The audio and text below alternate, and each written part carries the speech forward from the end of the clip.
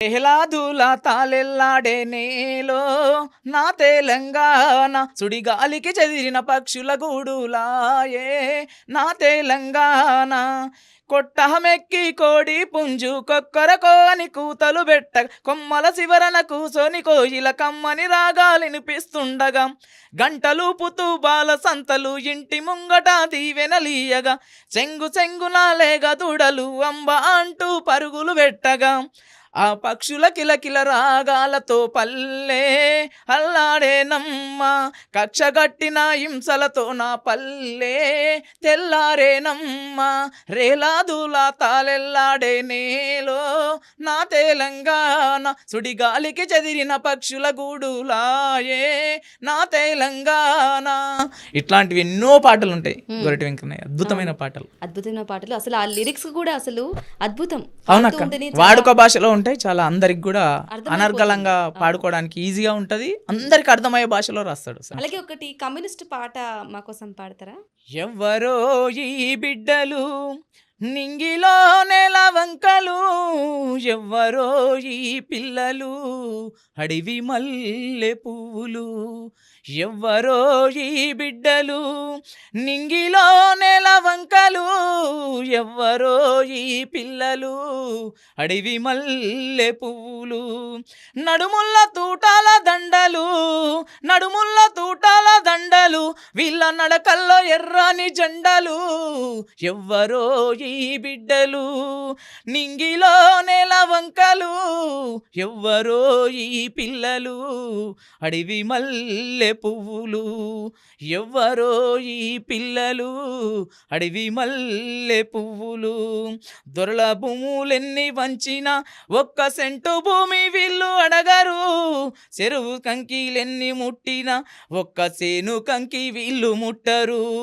దొరల భూములెన్ని వంచిన ఒక్క చెరువు కుంట మోసి కట్టరు, చేను చెంక వట్టి కట్టిన ఒక్క కంకి ముద్ద కూడా పుట్టరు, ఆ కళ్ళ దప్పళ్ళు మరిసిరి, ఆ కళ్ళి దప్పులు మరిసిరి, అడవిలో అన్నాలై తిరుగుతుంటిరి, ఎవ్వరో ఈ బిడ్డలు నింగిలో నెల వంకలు, ఎవ్వరో ఈ పిల్లలు అడవి మల్లె పువ్వులు, ఎవ్వరో ఈ పిల్లలు అడవి మల్లె పువ్వులు.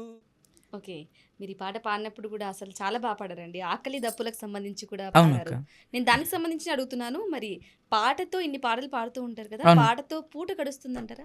పాటతో పూట గడవదక్క ఎప్పుడు కూడా. ఉమ్, పాట ఒక ప్రాణంగా స్వీకరిస్తాం, పాటే పూట గడుస్తుంది అనేది కొందరికి మాత్రమే అది పాట నమ్ముకున్న వాళ్ళకు పూట గడుస్తుంది తప్ప ఉమ్, పాటను నమ్ముకున్న వాళ్ళకి మాత్రం పూట గడవదక్క. ఓకే. ఎందుకంటే పాట చైతన్యం చేసే దిశగా ఉండాలి, ఉమ్, పాట ప్రజలను ప్రభావితం చేయాలి, ఓకే.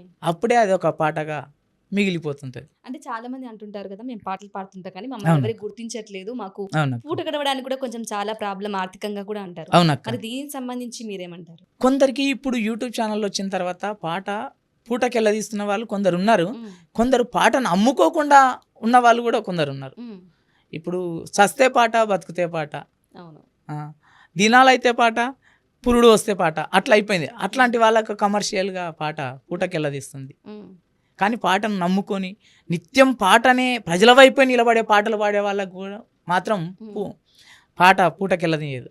ఉమ్, ఇప్పుడు ఒక డప్పు పైన కూడా మన గోరేటి రమేష్ అన్న అద్భుతమైన పాట రాసిండు. ఓకే. ఎందుకంటే డప్పు లేకపోతే పాటకు అసలు ప్రాణమే లేదు, అవును. ఆది శబ్దమే డప్పు. ఆ డప్పు పైన ఒక పాట రాసిండక Yes, పాడండి. పాడుకున్నాం. డప్పు లేకుంటే పాటకు ప్రాణమెక్కడిది, దరువు లేకుంటే మనిషికి చలనమెక్కడిది, బాధ లేకుంటే బ్రతుకుకు అర్థమెక్కడిది, కలత లేకుంటే కలముకు కదలికెక్కడిది, కష్ట సుఖముల కాన్పు సేద్యం పాటనే కదా ప్రజల నేస్తం, డప్పు లేకుంటే పాటకు ప్రాణమెక్కడిది.